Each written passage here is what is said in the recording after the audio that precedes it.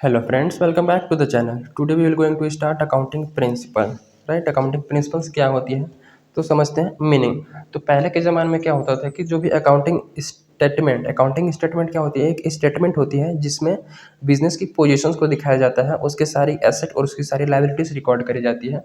तो पहले के ज़माने में यानी कि पास्ट में जब अकाउंटिंग स्टेटमेंट बनाए जाते थे तो वो बेसिकली प्रोपराइटर को ज़्यादा रिक्वायरमेंट होती थी, क्योंकि ओनर देखेगा तभी तो जान पाएगा कि बिजनेस कितना ग्रो कर रहा है। लेकिन आज के ज़माने में यानी कि आज के समय पे ओनर के साथ साथ वेरियस अदर पार्टीज को भी ये अकाउंटिंग स्टेटमेंट की बहुत ज़्यादा रिक्वायरमेंट होती है, जो कि बिजनेस में इन्वॉल्व होती है डायरेक्टली और इनडायरेक्टली। जैसे कि इन्वेस्टर हो गए, क्रेडिटर हो गए, बैंकर्स हो गए, गवर्नमेंट हो गई। तो ये सब जो अदर बॉडीज़ है इनको भी आजकल बहुत ज़्यादा रिक्वायरमेंट हो गई फाइनेंशियल स्टेटमेंट की, ताकि वो चेक कर सके कि बिज़नेस किस पोजीशन में है, अभी बिज़नेस प्रॉफिट अर्न कर रही है कि नहीं कर रही है, बिज़नेस इस पोजीशन में है कि नहीं कि वो जो हमसे पैसे लिए हैं उसको दे सके, वापस कर सके, वो अपने लायबिलिटी को पेमेंट कर सके कि नहीं। तो ये सब चीज़ों को देखने के लिए क्या होती है कि फाइनेंशियल स्टेटमेंट अदर पार्टीज को भी रिक्वायरमेंट होती है। एक नेसेसरी रिक्वायरमेंट निकल के आती है कि जो अकाउंटिंग स्टेटमेंट बनाया जाए वो एक पर्टिकुलर रूल के हिसाब से बनाया जाए, एक पर्टिकुलर लैंग्वेज के हिसाब से बनाया जाए। ठीक है, तो जो सेट ऑफ रूल्स है, जो रूल है जिसके हिसाब से अकाउंटिंग स्टेटमेंट बनाया जाएगा उसको बोला जाता है अकाउंटिंग प्रिंसिपल। कि अकाउंटिंग प्रिंसिपल्स में वो रूल्स, वो गाइडलाइंस आ जाते हैं, वो जनरल प्रिंसिपल आ जाती हैं जो कि वर्ल्ड वाइड एक्सेप्टेबल है कि हर एक बिजनेस एंटरप्राइज इसी के हिसाब से, बेसिकली इसी के हिसाब से अपनी अकाउंटिंग स्टेटमेंट को बनाया जाएगा। तो उसको बोला जाता है generally accepted accounting principle, gap. Right, ये होता है जनरली एक्सेप्टेड अकाउंटिंग प्रिंसिपल। ये वो प्रिंसिपल है जो कि जनरली एक्सेप्टेड है वर्ल्ड वाइड। वर्ल्ड वाइड इसको हर एक बिजनेसमैन, हर एक बिजनेस एंटरप्राइज यूज़ कर सकता है for making his financial statement. और जो ये प्रिंसिपल है वो डेवलप हुई है थ्रू एक्सपीरियंसेस। ऐसा नहीं कि तुरंत डेवलप हो गई है, ये over a long period of time काफ़ी वक्त लगे हैं ये सबको डेवलप होने में। ठीक है, अगर कैरेक्टरिस्टिक्स की बात करें तो सिंपल सिंपल सी कैरेक्टरिस्टिक्स है। Accounting principles are uniform set of rules. ये क्या है? Set of rules. इसमें पूरा रूल्स बने होते हैं कि आपको किस तरीके से अकाउंटिंग स्टेटमेंट बनाने हैं। Trading account, profit and loss, balance sheet, इस पे अकाउंटिंग स्टेटमेंट है जो कि बनाए जाते हैं बिजनेस एंटरप्राइज के द्वारा। तो इसमें रूल्स लिखे होते हैं कि आपको किस टाइप से बनाने हैं, और ये जनरली एक्सेप्टेड पूरे वर्ल्ड वाइड कि आप कोई भी बिजनेस का अकाउंट बनाओ तो ये सब रूल्स के अकॉर्डिंग बना सकते हो। ठीक है, और ये क्या है? मैन मेड है। तो ये मैन मेड है, इसका मतलब ये है कि ये आदमियों के द्वारा बनाया गया है over a long period of time और एक्सपीरियंसेस से। ठीक है, ये लेबोरेटरी में कोई टेस्ट नहीं किया गया है या फिर और ऐसा कुछ नहीं है। और जो थर्ड नंबर में है वो फ्लेक्सिबल। फ्लेक्सिबल का क्या मतलब होता है कि आप चेंज कर सकते हो, इसको मॉडिफाई कर सकते हो बिजनेस प्रैक्टिसेस में। राइट, बेसिक रूल्स तो वही रहेंगे लेकिन अपने हिसाब से इसको अप्लाई कर सकते हो। ठीक है, तो ये रही फ्लेक्सिबल। और फोर्थ है कि ये जनरली एक्सेप्टेड कि ये रूल जो है वो जो अकाउंटिंग स्टेटमेंट बनाने के लिए वो जनरली एक्सेप्टेड है, वो हर एक को एक्सेप्ट कर सकता है। राइट, तो ये रही इसकी कैरेक्टरिस्टिक्स। अब बात करते हैं इसकी नीड क्यों है, अकाउंटिंग प्रिंसिपल की नीड क्यों है। तो देखो, जब अकाउंटिंग इन्फॉर्मेशन को मीनिंगफुल बनाने के लिए to the external and internal users, तो जो एक्सटर्नल यूजर्स है और इंटरनल यूजर्स हैं, ठीक है, तो उनको अकाउंटिंग इन्फॉर्मेशन मीनिंगफुल लगे।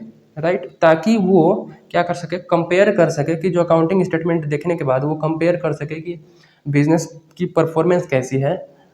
राइट, कि वो पास्ट में कैसी परफॉर्म कर रही थी, अभी कैसी परफॉर्म कर रही है, दूसरे फर्म के कंपैरिजन में वो कैसी चल रही है। तो ये सब चीज़ों को बेहतरीन तरीके से जानने के लिए क्या होता है, अकाउंटिंग स्टेटमेंट को एक पर्टिकुलर फॉर्मेट में बनना चाहिए, एक पर्टिकुलर रूल्स के हिसाब से बनना चाहिए, गाइडलाइंस होनी चाहिए।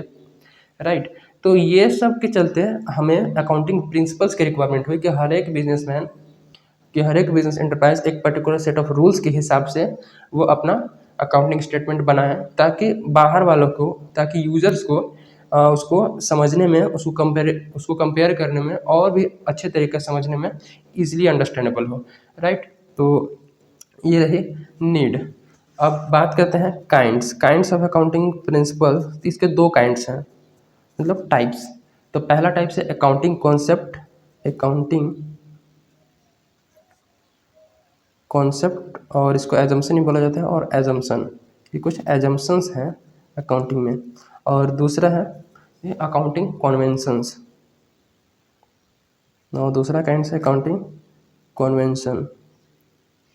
तो अकाउंटिंग कॉन्सेप्ट को समझते हैं। अकाउंटिंग कॉन्सेप्ट में भी कितना है, इसके बेसिकली मेन जो है वो 3 टाइप्स है, बहुत सारे 10-11 कॉन्सेप्ट है, लेकिन बेसिकली मेन जो है वो 3 है। तो पहला इसमें गोइंग कंसर्न कॉन्सेप्ट, एक एक करके डिस्कस करते हैं। गोइंग कंसर्न कॉन्सेप्ट समझ में आ जाएगा बहुत ही ईजिली, बहुत ही ईजी कॉन्सेप्ट है अकाउंटिंग में। तो गोइंग कंसर्न कॉन्सेप्ट ये वो कॉन्सेप्ट है जिसमें एज्यूम किया जाता है कि जो बिजनेस है वो कंटिन्यू एग्जिस्ट होगी for a long period of time. मतलब बिजनेस आज स्टार्ट हुई तो ऐसा नहीं कि कल बंद हो जाएगी, वो कंटिन्यूसली चलते रहेंगे, राइट, वो कभी बंद नहीं होंगी। इस एजम्पशन को बोला जाता है गोइंग कंसर्न कॉन्सेप्ट और गोइंग कंसर्न एजम्पशन। ठीक है, इसमें एज्यूम किया जाता है कि बिजनेस कंटिन्यूसली चलता ही रहेगा। ओके, तो ये रही बेसिकली गोइंग कंसर्न कॉन्सेप्ट। और दूसरा कॉन्सेप्ट है कि कंसिस्टेंसी कॉन्सेप्ट, दूसरा कॉन्सेप्ट है कंसिस्टेंसी कॉन्सेप्ट। तो कंसिस्टेंसी कॉन्सेप्ट क्या कहता है कि कंसिस्टेंसी कॉन्सेप्ट कहता है कि जो प्रिंसिपल आप अप्लाई किए हो बिजनेस में, जो भी प्रिंसिपल अकाउंटिंग स्टेटमेंट को बनाने के लिए जो प्रिंसिपल अप्लाई किए हो वो कांस्टेंट रहेगा, यानी कि ईयर टू ईयर उसको क्या करोगे, चेंज नहीं करोगे तुम। जो मेथड अप्लाई किए हो, लाइक अगर एग्जांपल समझे तो आगे चल के पढ़ोगे कि जो मशीन है उसको यूज़ जब होता है उसकी वैल्यू रिड्यूस होती है तो उसको बोलते हैं डेप्रिसिएशन। तो डेप्रिसिएशन को चार्ज करने के बहुत सारे मेथड है, जिसमें 11th क्लास में बेसिकली 2 मेथड पढ़ना है, written down value method WDV और स्ट्रेट लाइन मेथड। ठीक है, तो जब ग्रेजुएशन में जाओगे तो इसको तो डेप्रिसिएशन चार्ज करने के लगभग 8-10 मेथड पढ़ने पड़ेंगे। तो बेसिकली 11th में 2 मेथड है, एक रिटन डाउन वैल्यू मेथड और स्ट्रेट लाइन मेथड।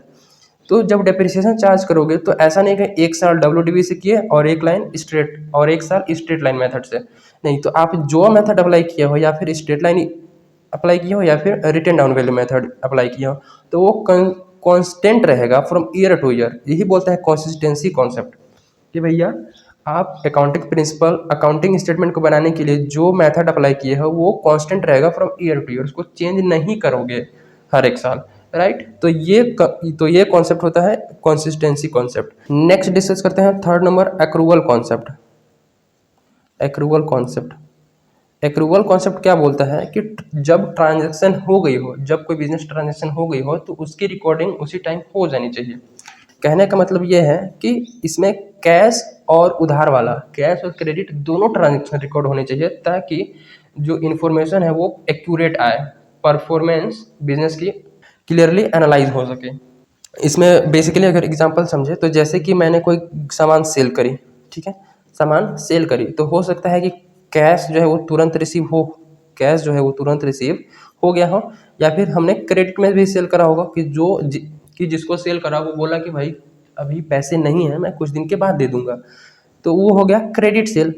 तो जब सेल हो गई उसी टाइम रिकॉर्ड हो जानी चाहिए, चाहे कैश सेल हो चाहे क्रेडिट सेल हो, दोनों के केस में। कि जब कैश में बेचे तो रिकॉर्ड कर दिए, क्रेडिट बेचे तो नहीं रिकॉर्ड किए, जब आएगा पैसा तो उसी टाइम रिकॉर्ड करेंगे, ऐसा नहीं।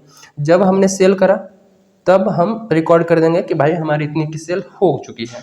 तो ये होता है एक्रूवल कॉन्सेप्ट, ठीक है। और जैसे कि मैंने अगर परचेज करी सामान तो कैश में परचेस करी या फिर क्रेडिट में परचेस करी, तो किसी में भी परचेस करी हो कैश में या क्रेडिट में उसकी रिकॉर्डिंग हो जानी चाहिए।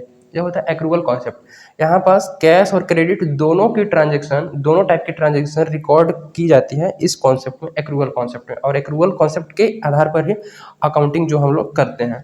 तो अकाउंटिंग इन्फॉर्मेशन को और बिजनेस को ट्रू पोजीशन में लाने के लिए, ठीक है, ट्रू पोजीशन में दिखाने के लिए सही वर्क कर रही है कि नहीं, तो इस पर्टिकुलर पीरियड में सही वर्क कर रही है कि नहीं, तो उस चीज़ को करने के लिए हम लोग एक्रूवल कॉन्सेप्ट का इस्तेमाल करते हैं। इसमें क्या होता है कि जो भी ट्रांजेक्शन हो गई हो वो कैश में हुई हो या क्रेडिट में हुई हो, हम दोनों को रिकॉर्ड करते हैं, राइट। तो ये रही मेन 3 कॉन्सेप्ट कि भैया इसमें going concern concept, going concern concept जो बिजनेस हमेशा चलती रहेगी, ठीक है, कंसिस्टेंसी कॉन्सेप्ट कंसिस्टेंसी कॉन्सेप्ट क्या है कि जो आप प्रिंसिपल जो मेथड अप्लाई किए हो कांस्टेंट रहेगा, वो चेंज नहीं करोगे। और ये एक्रूवल कॉन्सेप्ट थर्ड वाला, ये बेसिकली मेन 3 कॉन्सेप्ट हैं मोस्ट इम्पोर्टेंट। और कुछ छोटे छोटे कॉन्सेप्ट डिस्कस कर लेते हैं, जैसे कि फोर्थ नंबर में है business entity concept. Business entity concept, business entity concept बहुत ही सिंपल कॉन्सेप्ट है कि जो फर्म है, लेट सपोज कि ये हमारा एक फर्म है, ठीक है, और ये रहा इसका ओनर, ठीक है, ये रहा इसका ओनर, ठीक है। तो बिजनेस एंटिटी कॉन्सेप्ट क्या कहता है कि भैया मैं अलग हूँ और तुम अलग हो। बिजनेस एंटिटी कॉन्सेप्ट के हिसाब से ये फर्म जो है वो अलग है और ये ओनर अलग है, राइट। इसके खुद के अकाउंट होंगे, इसका खुद का अलग नाम होगा, ये ओनर इसमें अलग से वर्क करेगा। तो इस फर्म में जो जो भी इन्वॉल्व होगा, ओनर हो गया, क्रेडिटर हो गया, बैंक वाले ने पैसा लगाया है, इन्वेस्टर लगाया है, तो जितने भी अदर पार्टीज इसमें इन्वॉल्व हैं वो सब क्या है, अलग है इस फर्म से। ये बोलती है इसकी दोनों की पहचान क्या है, अलग अलग है। बिजनेस की अलग पहचान है, ओनर की अलग पहचान है, ठीक है। तो इस पॉइंट ऑफ व्यू से जो ओनर ने इसमें पैसा लगाया है उसको बोलते हैं कैपिटल। ओनर जो पैसा लगाया है तो उसको बोलते हैं कैपिटल। तो ओनर भी एक तरीके से इस फर्म के लिए क्या है, क्रेडिटर है। फर्म को भी पेमेंट करना पड़ेगा इस ओनर को, राइट। इस फर्म के लिए ओनर जो है वो क्रेडिटर है, कहाँ तक, जहाँ तक ओनर ने इसमें पैसा लगाया है। तो ये होती है बिजनेस एंटिटी कॉन्सेप्ट की, बिजनेस अलग है भाई और ओनर अलग है, और भी अदर पार्टी जो है वो सब जो जो इन्वॉल्व है वो अलग है, राइट। तो ये रही business entity concept. Then next हमारी है मनी मेजरमेंट कॉन्सेप्ट, बहुत ही easy and important concept, money measurement concept. ये इसमें क्या होता है कि जो भी ट्रांजैक्शन हुई है ऑर्गेनाइजेशन में, बिजनेस में, वो क्या होना चाहिए, एक्सप्रेसिबल होना चाहिए। एक्सप्रेसिबल, एक्सप्रेस होनी चाहिए किसमें, मनी के टर्म्स में। कि जो भी ट्रांजैक्शन को अगर मनी के टर्म एक्सप्रेस नहीं कर पाएंगे, जो भी ट्रांजैक्शन को मनी के टर्म्स में अगर एक्सप्रेस नहीं कर पाएंगे, तो उस ट्रांजैक्शन को बुक्स ऑफ अकाउंट में हम रिकॉर्ड नहीं कर पाएंगे। सिंपल सी बात है, मनी मेजरमेंट कॉन्सेप्ट में जो भी ट्रांजैक्शन हुई है वो मनी के टर्म्स में एक्सप्रेस होना चाहिए, चाहे मनी तुरंत दिया गया हो या नहीं दिया गया हो, लेकिन मनी के टर्म्स में होना चाहिए। जैसे कि मैंने सेल करी तो 10 लाख की सेल करी, या कैश सेल करी या उधार करी, लेकिन 10 लाख की सेल करी ना, तो वो 10 लाख क्या है, एक्सप्रेसेबल है in the terms of money, तो उसको रिकॉर्ड करी जाएंगे। और जैसे कि क्या होता है कि मान लो ओनर और एम्प्लॉयज़ के बीच में हो गया लड़ाई, जिसके कारण क्या है कि जो एम्प्लॉय है वो वर्क ठीक से नहीं कर रहा है और बिजनेस को हो रहा है नुकसान। तो उस केस में हम नहीं मेजर कर सकते कि उसकी जो लड़ाई हुई है वो कितने की हुई है, एक्सप्रेसेबल नहीं है in the terms of money, तो उसको रिकॉर्ड नहीं करेंगे, ठीक है। तो हमेशा उसी ट्रांजेक्शन को रिकॉर्ड करना है जो मनी के टर्म में होगा। तो हमारा 5th नंबर है अकाउंटिंग पीरियड कॉन्सेप्ट।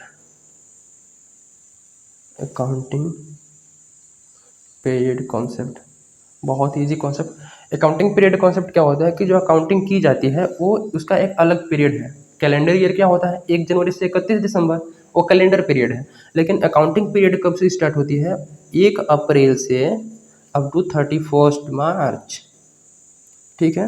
ये हमारा अकाउंटिंग पीरियड है, इसी ईयर को हम लोग फॉलो करते हैं अकाउंट में। 1 अप्रैल हमारे बिगिनिंग होगा, साल की बिगिनिंग, और 31 मार्च को ईयर एंड होगा। 1 जनवरी और 31 दिसंबर वाला इसमें फॉलो नहीं होता है, राइट। और इसमें क्या है कि बिजनेस जो है वो पूरे कब तक चलेगी वो तो नहीं पता है, तो क्या होता है कि इस पूरे जीवन को छोटे छोटे पार्ट में डिवाइड कर दिया जाता है, जो कि 1 ईयर का होता है। और हर एक साल हम लोग क्या करते हैं, मेजर करते हैं परफॉर्मेंस बिजनेस की, कि बिजनेस कैसी चल रही है, ठीक है। और जो 1 ईयर का पीरियड होता है वो 1 अप्रैल से 31 मार्च होता है। हर एक साल परफॉर्मेंस एनालाइज करी जाती है बाय प्रिपेयरिंग फाइनल स्टेटमेंट, और अकाउंटिंग स्टेटमेंट बनाई जाती है। तो ये रही हमारी अकाउंटिंग पीरियड कॉन्सेप्ट, जिसमें 1 अप्रैल से 31 मार्च तक की ट्रांजेक्शन को रिकॉर्ड करी जाएंगी हर एक साल, और हर एक साल फाइनेंशियल अकाउंट बनाई जाएगी, इसकी फाइनेंशियल पोजीशन चेक करी जाएगी, ओके। तो नेक्स्ट है डुअल एस्पेक्ट कॉन्सेप्ट। 6 नंबर में dual aspect concept. Dual aspect में क्या होता है, हर एक ट्रांजेक्शन का 2 इफेक्ट होता है, हर एक ट्रांजेक्शन का 2 इफेक्ट या फिर 2 से ज़्यादा भी इफेक्ट हो सकता है, राइट। इस कॉन्सेप्ट के हिसाब से एवरी बिजनेस ट्रांजेक्शन क्या होती है, उसका डुअल एस्पेक्ट होता है, 2 एस्पेक्ट होता है। यानी कि एक अकाउंट को हम डेबिट करते हैं और दूसरे अकाउंट को क्रेडिट करते हैं, जिसको बोला जाता है डबल एंट्री सिस्टम। और डबल एंट्री सिस्टम का सिंपल मतलब कि जो भी ट्रांजेक्शन हुआ, ठीक है, जो भी ट्रांजेक्शन हुआ बिजनेस में क्या आया और क्या गया और उसके पीछे का रीज़न, बिजनेस में क्या आया और क्या गया और उसके पीछे का रीज़न, तो वो होता है डबल एंट्री सिस्टम, अगर सिंपल मतलब समझे तो। राइट, कि अगर लेट सपोज एग्जांपल से अगर कैश रिसीव हुआ from Ram, cash received from Ram, Ram से हमें कैश 5,000, लेट सपोज कि 5,000 कैश रिसीव हुआ राम से, तो 5,000 कैश आया, बिजनेस में कैश आया, ठीक है, कहाँ से आया उसके पीछे की वजह, तो जो पीछे की वजह है राम ने दिया, ठीक है, तो वो होता है डुअल एस्पेक्ट कॉन्सेप्ट। बहुत ही सिंपल है, डुअल एस्पेक्ट, जिसमें एक एस्पेक्ट को डेबिट किया जाता है और दूसरा एस्पेक्ट को क्रेडिट किया जाता है। और इसी कॉन्सेप्ट के हिसाब से जब हम फाइनल अकाउंट बनाएंगे तो उसमें बैलेंस शीट के दो साइड होते हैं, बैलेंस शीट के दो साइड होते हैं, एक होता है एसेट साइड और एक होता है लाइबिलिटी साइड, एक होता है एसेट साइड और एक होता है लाइबिलिटी साइड। लाइबिलिटी साइड में हम लोग कैपिटल को भी लिखते हैं, लाइबिलिटी साइड में हम लोग कैपिटल को भी लिखते हैं और ये हमेशा इक्वल होता है, और ये हमेशा इक्वल होता है। अब इसको अगर एग्जांपल से समझो कि लेट सपोज कि एक इंसान है, ठीक है, जो कि कमेंस किया है बिजनेस 20 लाख से, 20 लाख क्या बिजनेस स्टार्ट किया है कैश से, ठीक है, तो और उन्होंने 5 लाख का क्या लिया है, बैंक लोन लिया है, और 5 लाख का क्या है, बैंक लोन लिया है, और तो ये 20 लाख और ये 5 लाख टोटल हो गए कितने, 25 लाख। तो 25 लाख ये इस्तेमाल करेंगे, ये इंसान जो है वो इस्तेमाल करेगा फॉर परचेस ऑफ लैंड, खरीदेगा, बिल्डिंग, जो भी मशीनरी, अदर इक्विपमेंट्स, वो सब करके स्टार्ट करेगा 25 लाख से, और क्या करेगा, बिजनेस स्टार्ट करेगा। तो 25 लाख की टोटल एसेट उसको लगा है, वो बैंक में भी पैसा रख सकता है, ठीक है, तो 25 लाख उसकी एसेट हो गई, जिसमें वो खुद कैपिटल कितना लगा है, 20 लाख, और लाइबिलिटीज बाहर वालों से दिया है 5 लाख, ठीक है, तो 25 लाख और 25 लाख इस टाइप से टैली की जाएगी। तो डुअल एस्पेक्ट कॉन्सेप्ट में सिंपल एक ही ट्रांजैक्शन का दो इफेक्ट होता है, एक डेबिट और एक क्रेडिट, ठीक है, और तो इसका सिंपल मतलब समझो कि जो बिजनेस में जो भी ट्रांजैक्शन हो रही है वो तो हो रही है उसके पीछे की वजह, तो वो हो जाए वो हो गई उसकी डुअल एस्पेक्ट। नेक्स्ट है हमारा matching concept, matching concept. Matching concept बहुत ही सिंपल है, जिसमें क्या किया जाता है, नेट प्रॉफिट को प्रॉपरली कैलकुलेट करने के लिए हमें मैचिंग कॉन्सेप्ट अप्लाई करनी होती है, जिसमें क्या होता है कि सारे के सारे रेवेन्यू और एक्सपेंसेस, ठीक है, रेवेन्यू और एक्सपेंसेस जितने भी आपके एक्सपेंस हो गए और रेवेन्यू है उनको मैच कराया जाता है। कहने का मतलब है कि आपने जो रेवेन्यू जनरेट किया है उस रेवेन्यू जनरेट करने के पीछे आपकी कितनी एक्सपेंस हुई है उसको भी रिकॉर्ड करना है। लेट सपोज 2 लाख की रेवेन्यू हुई पूरे साल भर में, 2 लाख की आपकी अर्निंग की, और 1,50,000 उसका क्या लग गया, एक्सपेंस लग गया, तो वो दोनों रिकॉर्ड करना है। मैचिंग कॉन्सेप्ट क्या है, तो जो बाकी 50,000 बचेगा वो क्या होगा, आपका नेट प्रॉफिट होगा। सिंपल मतलब है कि 2 लाख आपने रेवेन्यू जनरेट किया, लेकिन 1,50,000 का तो एक्सपेंस हो गया, तो 50,000 हम हमारी नेट प्रॉफिट हुई। तो मैचिंग कॉन्सेप्ट में सिंपल अगर बात करें तो इसमें रेवेन्यू तो रिकॉर्ड करी जाएंगे, रेवेन्यू रिकॉर्ड करी जाएंगे, और उसके लिए जो एक्सपेंस का इंकर किया गया है उस एक्सपेंस को उसके हिसाब से रिकॉर्ड करके उसको लेस किया जाएगा। मैचिंग कॉन्सेप्ट में क्या होता है, रेवेन्यू और एक्सपेंस को मैच करते हैं, okay, to find the net profit. अब नेक्स्ट डिस्कस करते हैं अकाउंटिंग कन्वेंशंस। अकाउंटिंग कन्वेंशन क्या होता है, सिंपली बात करें तो ऐसी generally accepted practice which is adopted other by general agreement, कि जनरली एक्सेप्टेड प्रैक्टिस, वो प्रैक्टिस जो है वो एक्सेप्ट होती है generally, practice accepted generally by agreement, agreement के हिसाब से कि आपके अकाउंटेंट जो है वो क्या फॉलो कर रहे हैं, वो प्रैक्टिस जनरली एक्सेप्टेड की जाती है। जनरल एग्रीमेंट के द्वारा उसको बेसिकली अडॉप्ट किया जाता है और उसके हिसाब से अकाउंटिंग की प्रैक्टिस की जाती है, अकाउंट्स बनाए जाते हैं, ठीक है। जो अकाउंटिंग कन्वेंशंस हैं वो बेसिकली 3 हैं, ठीक है। इसमें पहला आ जाता है convention of full disclosure, convention of full disclosure, और सेकंड नंबर में है convention of materiality, convention of materiality, and third number में है कन्वेंशन ऑफ कंजर्वेटिज्म, कंजर्वेटिज्म इसको बोला जाता है प्रूडेंस प्रिंसिपल भी बोला जाता है इसको, प्रूडेंस कन्वेंशन। ठीक है, एक एक करके देख लेते हैं कि क्या क्या होता है। तो कन्वेंशन ऑफ फुल डिस्क्लोजर क्या कहता है कि आप जो अकाउंटिंग इन्फॉर्मेशन है उसको फुल डिस्क्लोज करेंगे, यानी कि जो रियलिटी है उसको पूरा पूरा शो करेंगे, कोई छिपाएंगे नहीं किसी से, आप पूरा उसको जो भी रियलिटी है वो कंप्लीटली दिखाएंगे यूज़र को, राइट। इसके हिसाब से ये होता है कि फुल डिस्क्लोजर, आप सारे इन्फॉर्मेशन को फुल्ली डिस्क्लोज करो, दिखाओ इसके यूज़र्स को, इंटरनल हो या एक्सटर्नल हो, किसी को भी फेयर इन्फॉर्मेशन मिलनी चाहिए। नेक्स्ट है कन्वेंशन ऑफ मैटेरियलिटी। कन्वेंशन ऑफ मैटेरियलिटी क्या कहता है कि जो भी इन्फॉर्मेशन है, जो इररिलेवेंट इन्फॉर्मेशन है या फिर जो बिजनेस में बहुत ही कम इम्पैक्ट डालते हैं उसको मत डिस्क्लोज करो। ये जस्ट अपोजिट है फुल डिस्क्लोजर से, राइट। ये एक्सेप्शन है फुल डिस्क्लोजर का कि इसके अकॉर्डिंग क्या होता है, जो भी यूज़र को ज़्यादा नीड नहीं है, यूज़र को ज़्यादा रिक्वायरमेंट नहीं है उस इन्फॉर्मेशन को मत दिखाओ। तो ये कहता है। और अगर सारे इन्फॉर्मेशन को दिखाओगे जो नेसेसरी नहीं है तो अकाउंट क्या लगेगा, ओवर बर्डन लगेगा, अकाउंट में बहुत ज़्यादा बर्डन फील होगा। तो ये कहता है। नेक्स्ट है ये कन्वेंशन ऑफ कंजर्वेटिज्म या फिर प्रूडेंस। तो इसमें क्या होता है कि भैया आपके जो फ्यूचर में होने वाले जो लॉसेस है अगर उसको एंटिसिपेट करके चलो, जो फ्यूचर में होने वाला एक्सपेंस है, लॉसेस है, उसको एंटिसिपेट करके चलो, लेकिन जो फ्यूचर में होने वाला गेन है उसको इग्नोर करके चलो। कहने का मतलब ये है कि अगर फ्यूचर में मुझे पता है कि इतने का नुकसान हो सकता है, ठीक है, तो उसको मैं अभी से रिकॉर्ड करके चलूँगा कि मुझे इतने का नुकसान हो सकता है। लेकिन मुझे पता है कि फ्यूचर में वो गेन होने वाला है, मुझे इतने रुपए का लाभ प्रॉफिट होने वाला है, तो उसको रिकॉर्ड नहीं करूँगा जब तक हो नहीं जाता है तब तक, जब हो जाएगा तब रिकॉर्ड कर दूंगा। तो इसके हिसाब से ये है जो कंजर्वेटिज्म का कन्वेंशन है उसके हिसाब से कि लॉसेस को क्या करो, एंटिसिपेट करके चलो, रिकॉर्ड करके चलो जो फ्यूचर में होने वाली है, और जितने भी एंटिसिपेटेड गेन है उसको इग्नोर करके चलो, उसको रिकॉर्ड मत करो। तो ये रही हमारी कन्वेंशन, बहुत ही सिंपल सिंपल सी है, ठीक है। तो accounting principle concept conventions easily you can understand by reading once time and देख लेना ध्यान से। सो मिलते हैं in the next concept, till then keep learning, thank you.